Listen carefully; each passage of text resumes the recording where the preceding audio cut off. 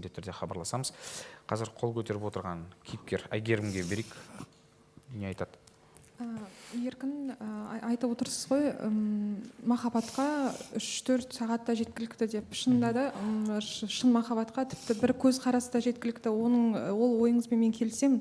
Бірақ жаңағы неке құру үшін ол ұлы махаббатқа айналу керек деп ойлаймын. Ал ол ұлы махаббатқа айналу үшін бір-бірлеріңізді толыққанды танып білулеріңіз керек деп ойлаймын. Және де дұрыс махаббаттың келіп тірелер жері неке дейді ғой. Бұл неке құрам деп отырған ниеттеріңізге мен ризамын шынында да.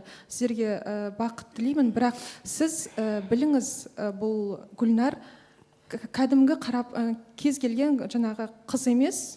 Ол екі есе жауапкершілікпен қарау керек сізге. Өйткені тағдырдың тәлкегіне түсіп, осындай қиындықта жүрген қызды сіз алып отырсыз. Оған екі есе жауапкершілікпен қарау керексіз деп ойлаймын. Себебі әйел деген ер адамға берілетін Алланың аманаты.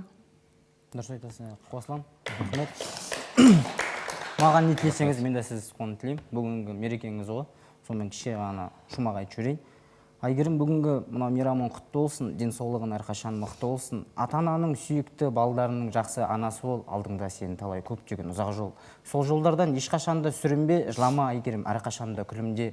Біз Гүлнар екеуміз тілейміз саған мына жалған қысқа ғана өмірде. Адал көрермен болсаң, бәрі сені аялайды, құрметтейді, мақтанып аралайды. Ақтөбенің қай жерін, бәрі жерін аралып білсем де, осындай Айгерім деген қызды ешқашан ешкім таба алмайды деген білетті.